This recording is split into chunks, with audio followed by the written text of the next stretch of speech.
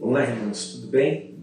Meu nome é Leonardo Bernes e esse aqui é o site Tenho Sede. Dando sequência ao estudo das 42 estações no deserto, eu queria hoje abordar, antes de propriamente entrar no livro de Êxodo, verificar um elemento que eu reputo como sendo fundamental. Como dissemos, inclusive, que faríamos, né? Nós dissemos que verificaríamos em Gênesis os princípios espirituais. Muitos deles estão relatados em Gênesis, né? Que faríamos os estudos das 42 estações, a conquista da terra e outros estudos ao longo de toda a Bíblia, e sempre apontando para a realidade espiritual contida no Novo Testamento. Evidentemente, usando a tipologia do Antigo, na realidade do Novo, e com um nível de detalhamento mais aprofundado, elementos esses que somente realmente o Antigo Testamento tem nos habilita realmente a podermos avaliar com maior nível de detalhes, né? Enfim, então, hoje eu queria abordar, no contexto das 42 estações, um texto que está lá em Gênesis, nos capítulos 2 e 3. Né? Antes de mais nada, deixa eu contextualizar. Veja, o povo estava opresso no Egito, sujeito a uma dura servidão, e Deus então os liberta com mão forte através do seu servo Moisés. A partir de então, Deus começa a guiá-los ao longo do deserto através daquela coluna de nuvem e a coluna de fogo, né? Nós já vimos em mapas anteriores e pelos próprios eventos que a Bíblia nos relata que foi um período de muita inconstância, né? Por quê? Porque eles estavam então aprendendo a se relacionar com o Senhor e ao mesmo tempo estavam conhecendo, propriamente dito, o Senhor, através de tudo que Ele fazia, né? Eles tinham essa percepção. Há relatos maravilhosos, como por exemplo de Moisés em Êxodo 33, nós vamos chegar lá. O fato por que nós vamos avaliar esse elemento agora em Gênesis? Porque ele nos dá uma dimensão da inescrutabilidade da sabedoria de Deus e dos seus caminhos absolutamente tremendos, não é? E eu queria então abordar isso com todos vocês, não é? Esse conteúdo, como a gente tem sempre feito, eu procuro localizá-lo sempre no site para que vocês possam eventualmente ir ao site e buscar esse conteúdo mais detalhado de forma escrita lá. Então, como que esse conteúdo está? Onde que ele está posicionado? Ele está aqui no site, nós vamos em Estudos, Resumos Bíblicos, vamos em Antigo Testamento. Vamos abrir aquelas 4 abas, como nós já falamos, né? Pentateuco, os livros históricos, sabedoria e proféticos, né? E dentro de Pentateuco, nós vamos localizar o livro de Êxodo, correto? Então, localizando o livro de Êxodo, e aí nós vamos ao item Pentateuco 02.12.01, Estações no Deserto, Aspectos Introdutórios. Esse aqui é exatamente o conteúdo que eu gostaria de falar sobre ele hoje, tá bom?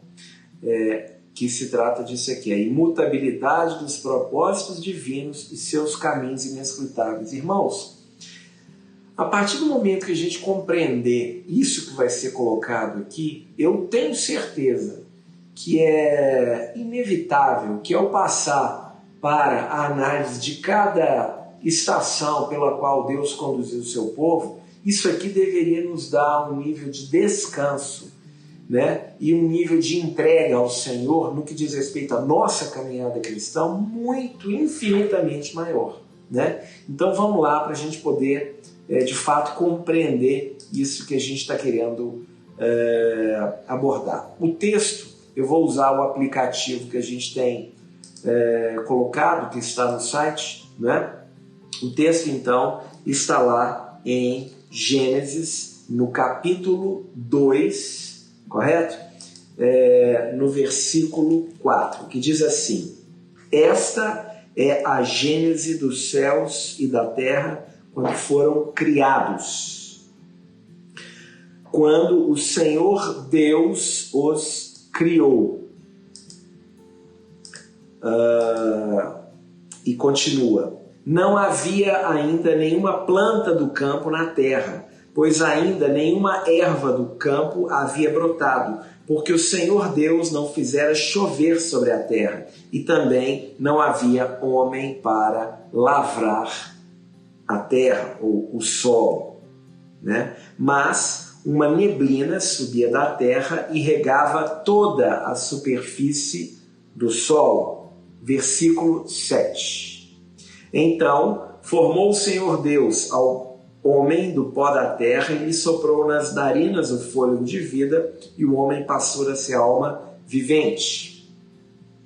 Verso 8. E plantou o Senhor Deus um jardim no Éden, na direção do Oriente, e pôs nele o homem que havia formado. Versículo 9.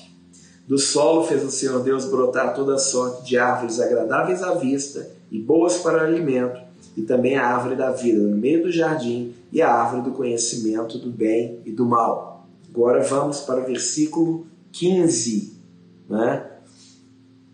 Tomou, pois, o Senhor Deus ao homem e o colocou no jardim do Éden para o cultivar e o guardar. E o Senhor Deus lhe deu essa ordem: de toda árvore do jardim comerás livremente, mas da árvore do conhecimento do bem e do mal não comerás, porque no dia em que dela comeres, certamente morrerás. Irmãos, o que eu queria abordar com vocês aqui hoje? Vamos voltar primeiramente no versículo 5, não é? Que é um versículo extremamente importante. Primeira coisa, no capítulo 1 de Gênesis, nós temos todo o relato da criação, certo? Especificamente em Gênesis 1:26 até Gênesis 1:28, não é? Especificamente 27, perdão, nós temos a criação do homem, quando diz lá assim: também disse Deus, façamos o homem à nossa imagem, conforme a nossa semelhança, tenha ele domínio sobre os peixes do mar, sobre as aves do céu, sobre os animais domésticos, sobre toda a terra e sobre todos os répteis que rastejam pela terra. Criou Deus, pois, o homem à sua imagem, a imagem de Deus o criou, homem e mulher os criou, né? E aí, ao final do capítulo 1 e ao início do capítulo 2, assim como diz em Gênesis 2:2, diz lá assim: e havendo Deus terminado no dia sétimo, a sua obra que fizera, descansou nesse dia de toda a obra que tinha feita. Versículo 3. E abençoou Deus o dia sétimo e o santificou, porque nele descansou de toda a obra que, como Criador, fizera. E aí então nós entramos na porção que nós lemos. Esta é a gênese dos céus e da terra quando foram criados, quando o Senhor Deus os criou, ok? Não havia ainda nenhuma planta do campo na terra, pois ainda nenhuma erva do campo havia brotado.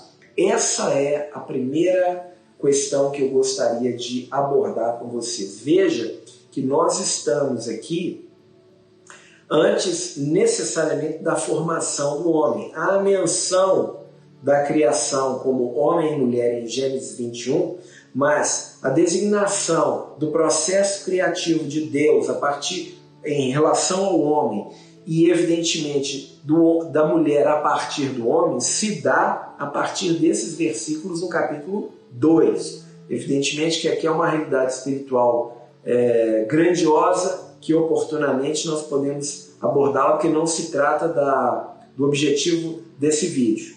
Mas o fato é, o que diz aqui?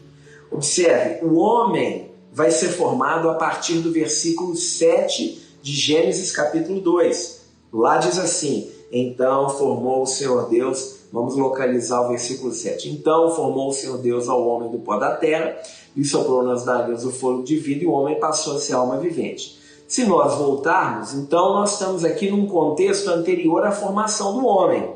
E lá diz, não havia ainda nenhuma planta do campo na terra, pois ainda nenhuma erva do campo havia brotado. Há a menção de erva do campo. Por que essa menção ela é extremamente importante nesse contexto? Porque nós vamos ver posteriormente que um dos elementos relacionados ao juízo com respeito a Adão, no que diz respeito à desobediência que haveria de ocorrer posteriormente em Gênesis no capítulo 3, quando eles desobedecem a Deus e comem daquela árvore, é o fato de que em Gênesis 3,18 diz que a terra, como uma penalidade a Adão, ela produzirá também cardos e abrolhos, e tu comerás a erva do campo, não é? Ou seja, aqui, de alguma maneira, mesmo antes da formação do homem, Deus já deixa claro que, de alguma maneira, haveria o quê? Erva do campo, né? Porque ele diz assim, pois ainda nenhuma erva do campo havia brotado. Ora, se ele está mencionando que ainda nenhuma erva do campo havia brotado, e se a erva do campo, né, é mencionada em Gênesis 3,18 como uma penalidade com respeito a Adão pelo fruto da desobediência, ou uma das penalidades, né, fica muito evidente que através desse versículo, e esse versículo, portanto, não está aqui de forma aleatória, já há uma menção implícita nesse contexto de que o Senhor Deus, evidentemente, pelo fato de ser onisciente, onipresente, onipotente, ele já tinha pleno conhecimento, né, e por estar fora do tempo, né, da queda do homem. Porque ele diz, ainda nenhuma erva do campo havia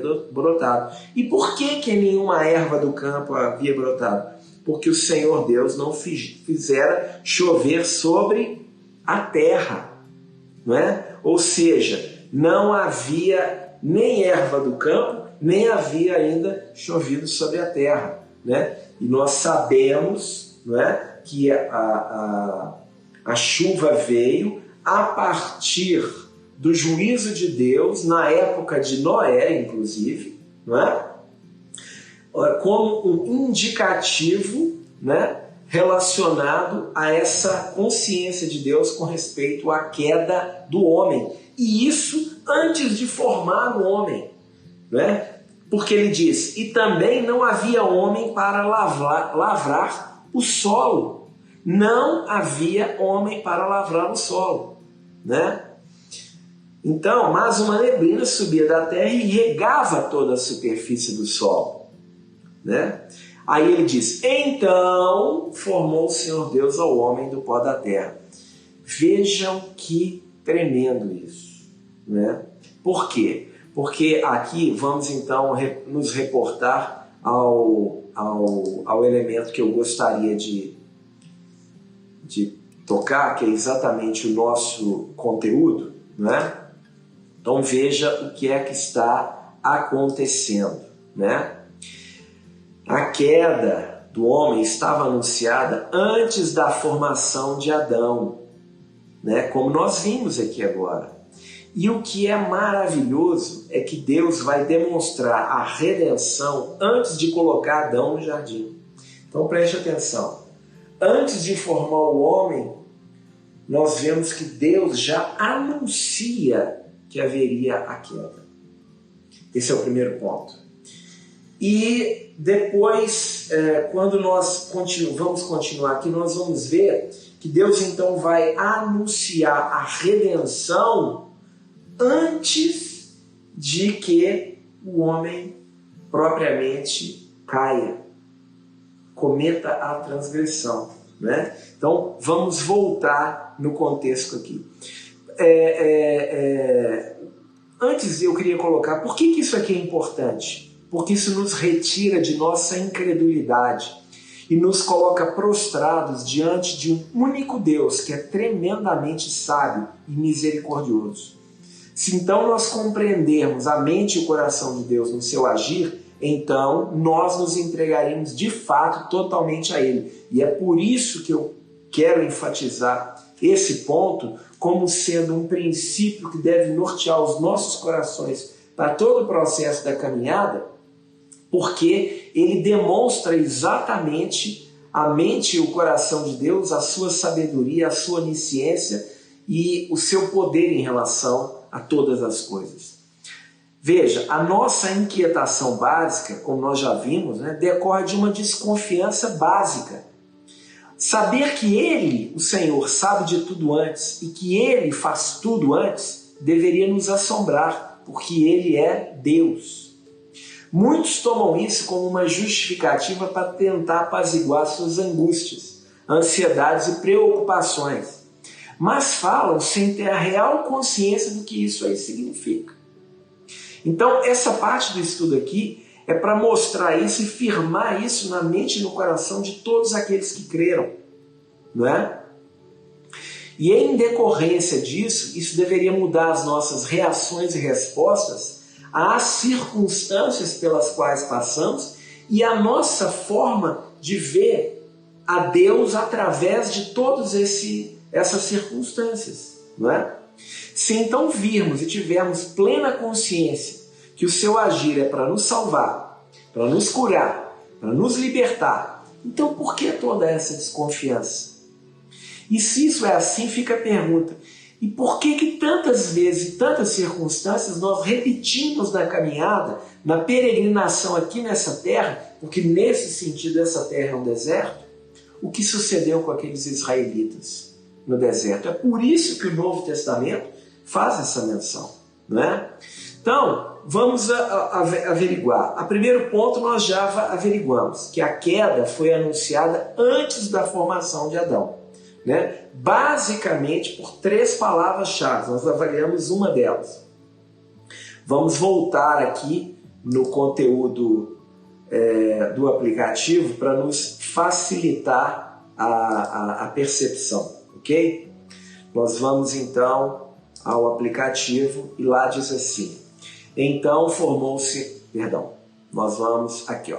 Não havia ainda nenhuma planta do campo na terra, pois ainda nenhuma erva do campo havia brotado, porque o Senhor Deus não fizera chover sobre a terra e também não havia homem para lavrar o solo. Agora eu vou abrir aqui, ó, em Gênesis, no capítulo 3, tá? No versículo 17.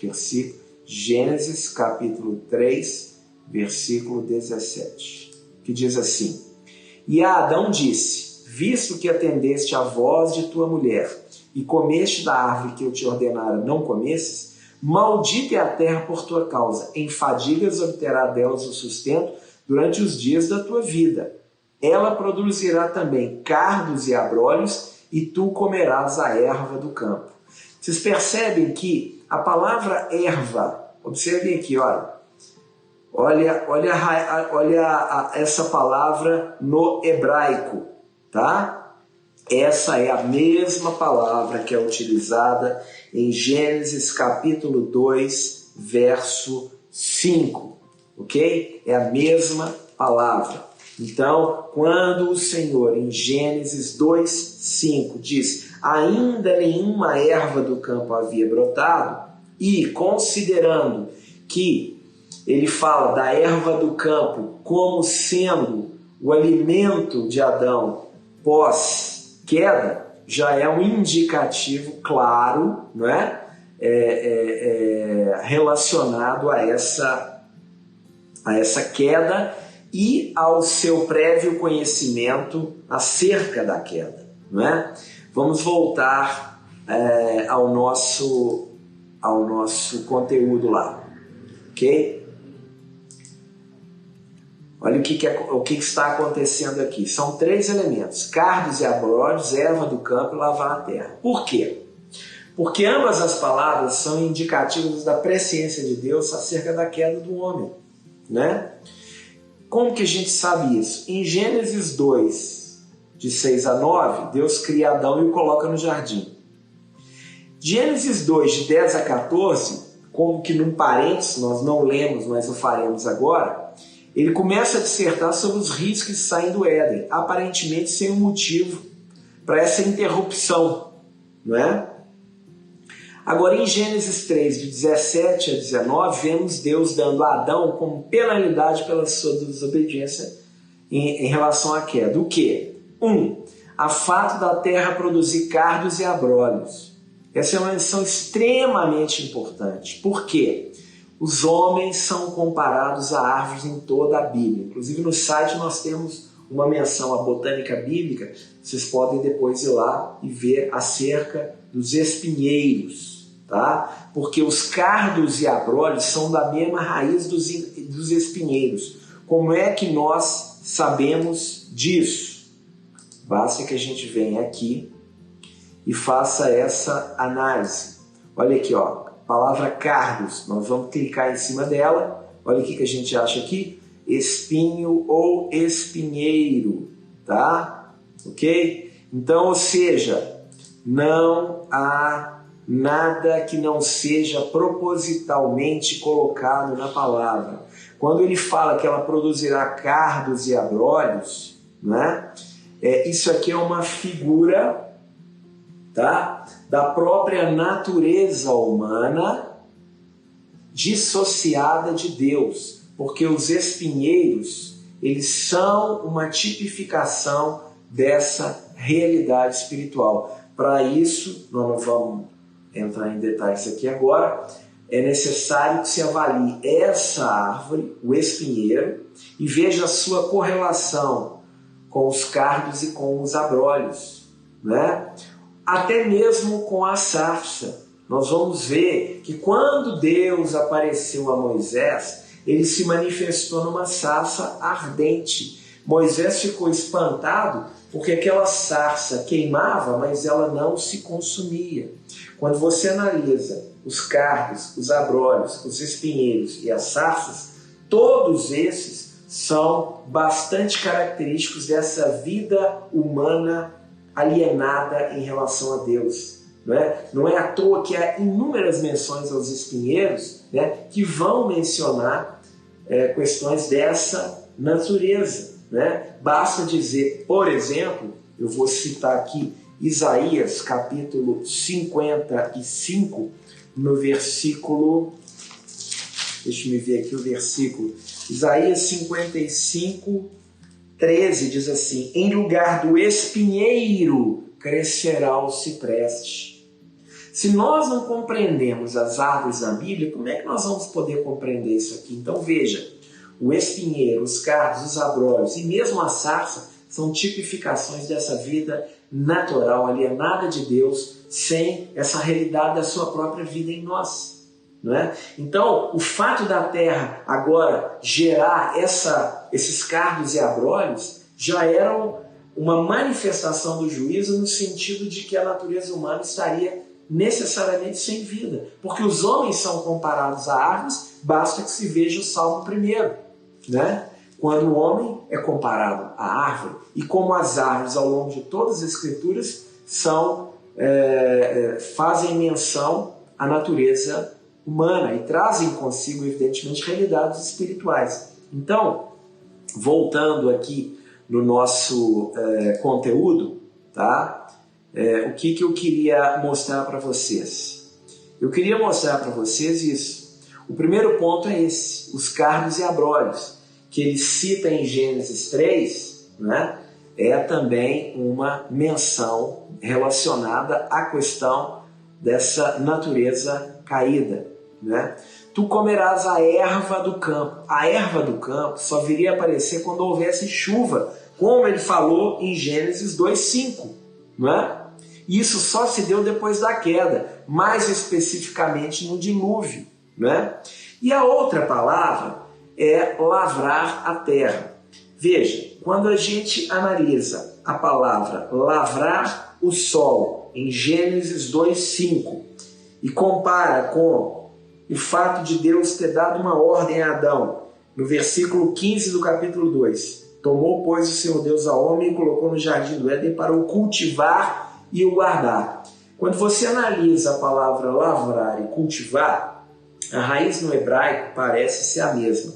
No entanto, é bastante significativo o fato de que nas nossas traduções eles tenham obtido uma tradução distinta.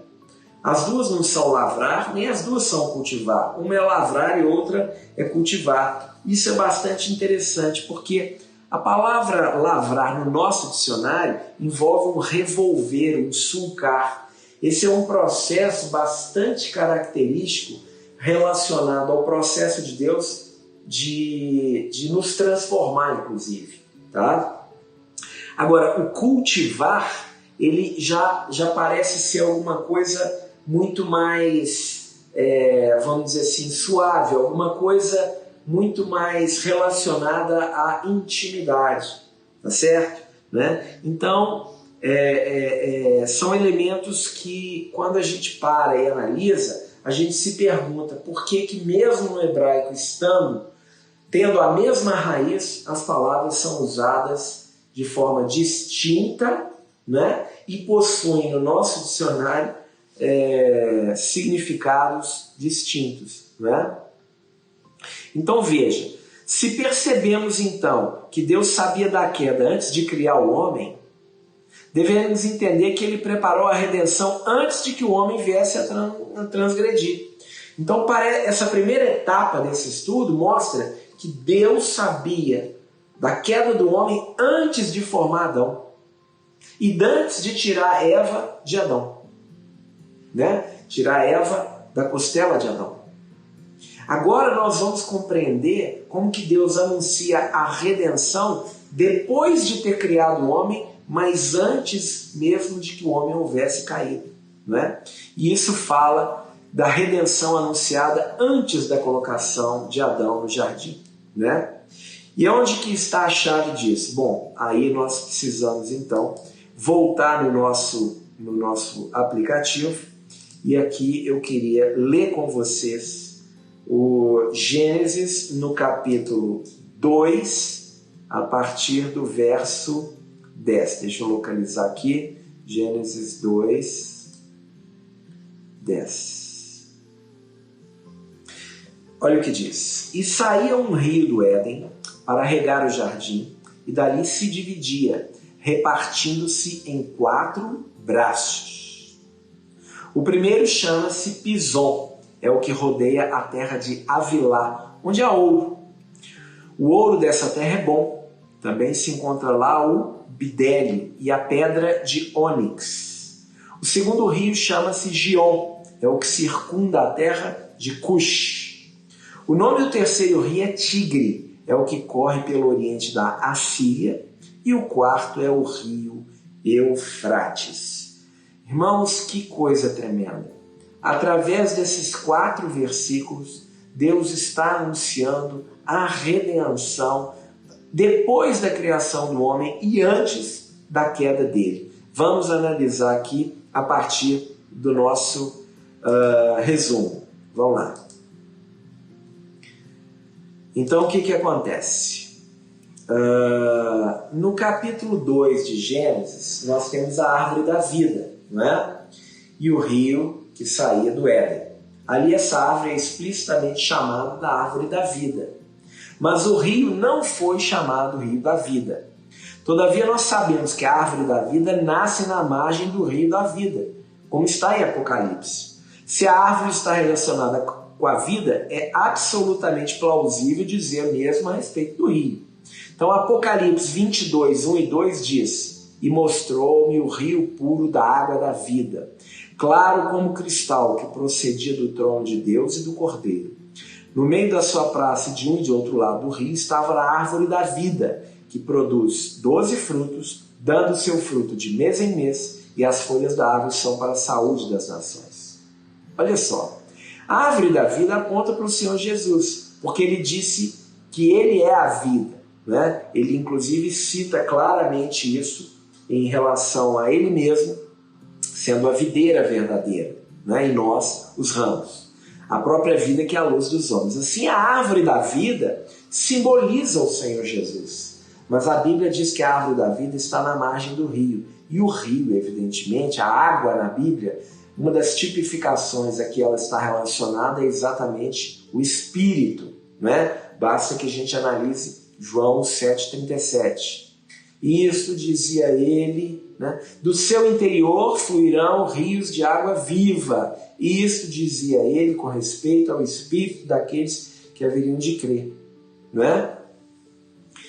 Então, o conceito de rio é vital em toda a palavra. Então, olha o que fala lá no versículo 10. E saiu um rio do Éden para regar o jardim, e dali se dividia, repartindo-se em 4 braços. O primeiro chama-se Pison, que é o que rodeia a terra de Avilá, onde há ouro, o ouro dessa terra é bom, e aí ele vai continuando. Muito bem. Esse rio que saiu do Éden se dividia em 4 braços. Ele possui 4 extensões. Tá? Nós sabemos que o rio aponta então para a obra do Espírito de Deus, como um rio que flui no nosso interior. Aqui o versículo a que eu me referia. No último dia, o grande dia da festa, levantou-se Jesus e exclamou: se alguém tem sede, venha a mim e beba. Quem crer em mim, como diz a Escritura, do seu interior fluirão rios de água viva. Isto ele disse com respeito ao Espírito que haviam de receber os que nele crescem, pois o Espírito até aquele momento não fora dado, porque Jesus não havia ainda sido glorificado. Né? Agora, o rio ele tem 4 braços, e isso é bastante interessante, porque o número 4 na Bíblia basicamente trata-se do aspecto da universalidade, né? Os 4 pontos cardeais e inúmeras outras citações que nós poderíamos fazer, faremos quando estudarmos as questões dos números na Bíblia. Né? Então, o fato do rio se dividir em 4 já dá o aspecto relacionado ao caráter universal da redenção, como obra do Senhor plenamente suficiente para poder salvar a humanidade, assim como diz lá em Timóteo, o desejo do Senhor de que nenhum dos homens se perca. Né? Então vamos avaliar em que sentido que esses rios podem então anunciar a redenção. O rio Pison, olha aqui o que significa Pison, fluindo gratuitamente. Se nós lermos Isaías 55, nós vemos o quê? Esse fluindo gratuitamente aponta para a graça de Deus, né? O Espírito Santo fluindo através de nós por meio da obra da redenção, por meio da graça que há no Senhor Jesus em nos conceder essa tremenda vida que há nele, né? Pela graça sois salvos por meio da fé. Isso não vem de vós, é dom de Deus, né? Agora, a concordância Strong também diz que Pison pode significar crescimento ou aumento, né? Isso nos fala então do Espírito Santo de Deus que nos foi dado gratuitamente, né? Lá em Isaías diz assim: ó vós todos os que tendes sede, vinde às águas, e os que não tendes dinheiro, vinde comprai e comei. Sim, vinde comprai sem dinheiro e sem preço, vinho e leite. É sem dinheiro, é sem preço, que ninguém pode pagar. É a graça de Deus que foi estendida a nós. Esse rio está correndo hoje no meio do povo de Deus e fluindo no nosso interior pela graça de Deus. Agora, na margem do rio, vocês observaram, Pison, havia ouro. Ora, o rio da vida tem o poder de trazer o ouro. O ouro simboliza o quê? O ouro na Bíblia sempre vai simbolizar a natureza e a glória de Deus. Então isso nos mostra que o fluir desse rio tem o poder de manifestar em nós a natureza divina e a glória de Deus. Né? Na margem do rio Pison, nós vamos encontrar o bidélio. Agora, o que é o bidélio? O bidélio é uma fragrante goma resinosa parecida à mirra em aspecto e às vezes usada para adulterá-la. Tá certo? Trata-se de um gênero de pequenas árvores ou arbustos de aspecto mirrado e espinhoso, olha que interessante isso, e com pouca folhagem, que cresce em lugares quentes e ensolarados. Quando se corta a casca, né? Sai então uma seiva, uma goma fragrante, resinosa. Quando a goma então é removida da árvore, ela logo endurece, ela torna-se cerácea e transparente e tem aparência similar à de uma pérola, né? Olha que coisa tremenda, né? Na descrição da terra de Havilá, circundada pelo rio Pison, um dos 4 defluentes do rio que saía do Éden, faz menção às suas coisas valiosas: ouro, bidélio e pedra de ônix. Agora, vamos voltar a analisar o bidélio. Observe que o bidélio tem uma aparência parecida com a pérola. Isso aqui é algo tremendo. Por quê? Porque a pérola, ela se forma a partir de alguma coisa que incomoda e a ostra então vai segregando alguma coisa sobre aquela, vamos colocar assim, aquele elemento estranho que está ali colocado sobre ela, e é alguma coisa de extremo valor, né? Então isso mostra em grande medida a obra de transformação do Espírito Santo através até mesmo das circunstâncias adversas das nossas vidas para a formação da vida de Cristo, o que é algo absolutamente tremendo, né? Mas o bidélio ele é citado também nas Escrituras em Números 11:7, porque disse lá que o maná que os israelitas recolhiam durante a peregrinação tinha um aspecto do bidélio, né? E o maná fora anteriormente comparado a geadas sobre a terra, né? Isso corresponde à cor esbranquiçada do bidélio, ou seja, nesse item nós temos a conexão de Deus ter dado a eles o maná, né? O maná. Então, olha que interessante a ideia. Ele está vinculando o maná com o bidélio. E pelo bidélio nós vimos o processo de formação, né? Vamos dizer assim, no aspecto, a pérola, obra de transformação, a palavra de Deus, a obra de transformação, a graça fluindo gratuitamente, né? Algo tremendo, né? Algo tremendo, um crescimento que vai acontecendo progressivamente, né? Agora, na margem do rio Pison, nós também temos a pedra de ônix, né?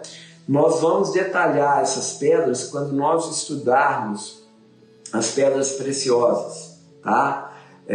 Mas eu queria colocar o seguinte: o aspecto mais característico da pedra de ônix é exatamente a sua capacidade de se deixar moldar, né?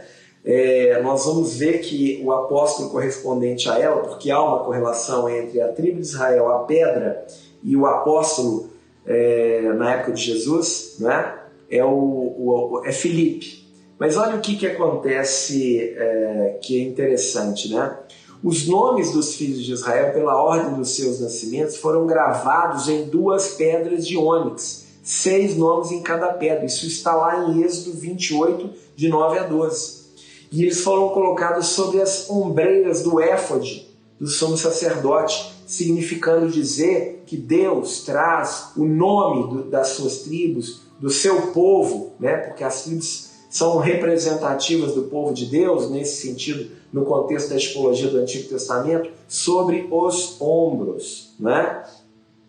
E outra pedra de ônix foi gravada com o nome de uma das tribos das 12 tribos de Israel e colocada no centro da 4ª fileira de pedras do peitoral de julgamento do sumo sacerdote. Ou seja, a pedra de ônix fala desse processo de se deixar moldar, e isso é nítido, porque ela foi escolhida para que nela fossem gravados os nomes das 12 tribos, significando dizer que é uma pedra que aceita ser moldada, né? O que é bastante expressivo nesse contexto, quando então a gente analisa o rio Pison, o ouro, o bidélio e agora a pedra de ônix. E o fato de que essas pedras estão sobre o coração do nosso Senhor, que ele, na verdade, ele é o verdadeiro e grande sumo sacerdote, e sobre os seus ombros. Ele traz o seu povo no coração e carrega o seu povo nos ombros, tá?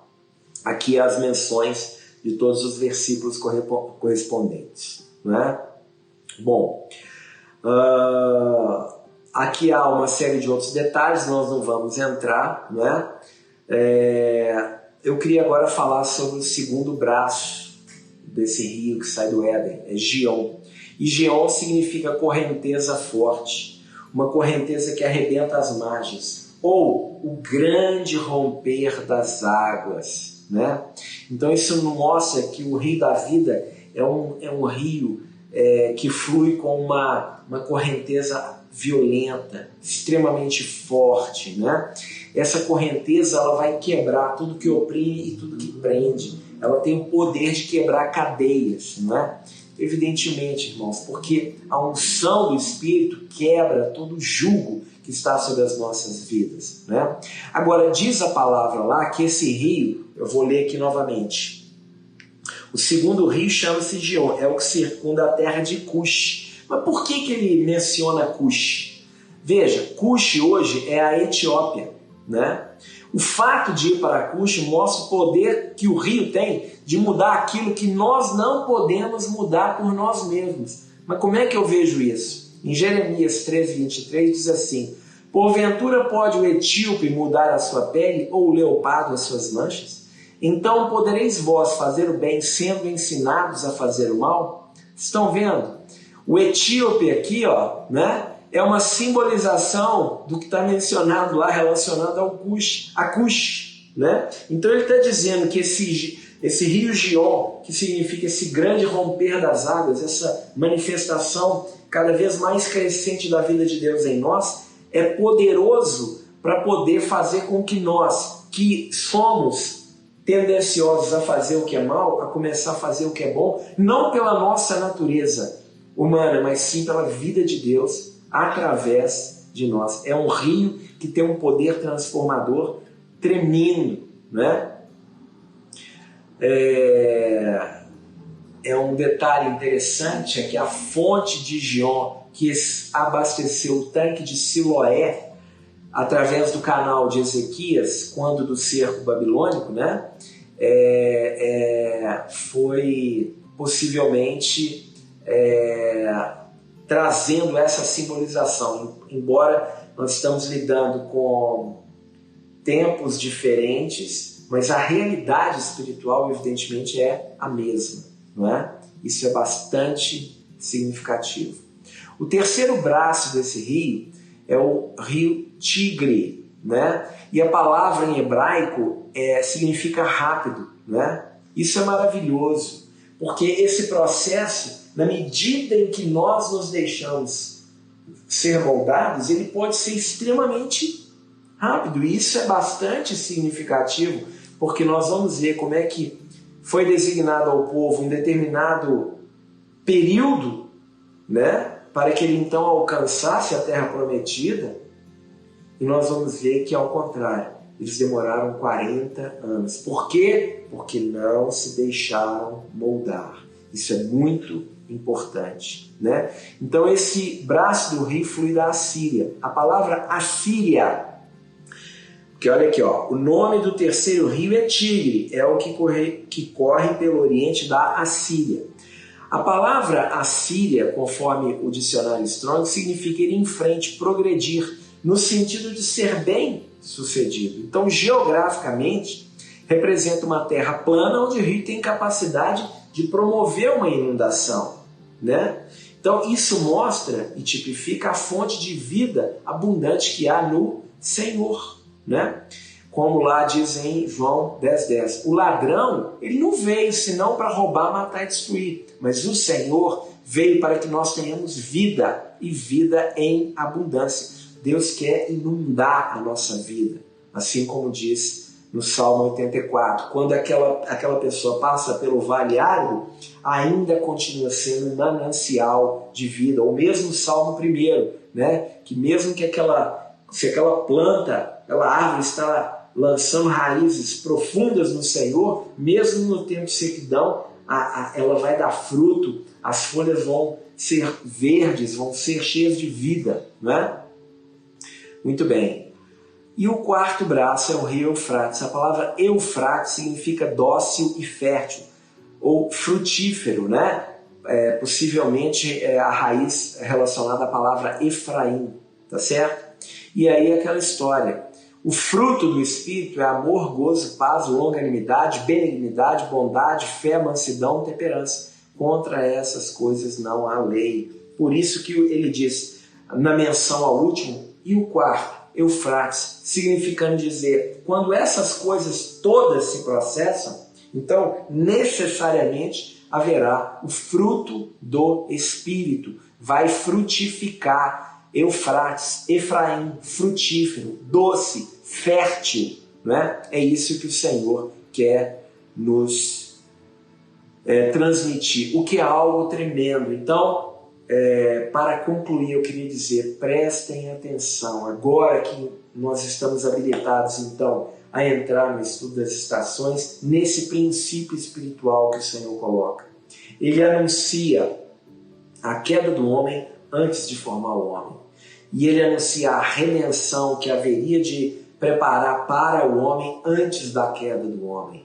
Isso é tremendo, porque isso nos dá segurança de saber que o nosso Deus é amor, que nos conduz, que nos conhece e nós podemos nos entregar em total dependência a Ele, porque Ele tem o controle absoluto de nossas vidas, Ele está fora do tempo, Ele é onisciente, Ele é onipresente, Ele tem todo o poder e toda a sabedoria. Sua sabedoria é inescrutável. Por isso eu gostaria de deixar talvez aqui algumas perguntinhas, né?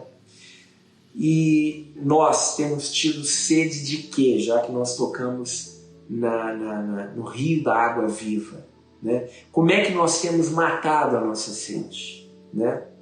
Você tem percebido esse fluir do Senhor na sua vida? Se não, por quê? E você tem sido como aquela pedra de ônix? Tem se deixado trabalhar? Você tem percebido a frutificação da vida de Cristo em você? Então que o Senhor nos ajude. Vem comigo.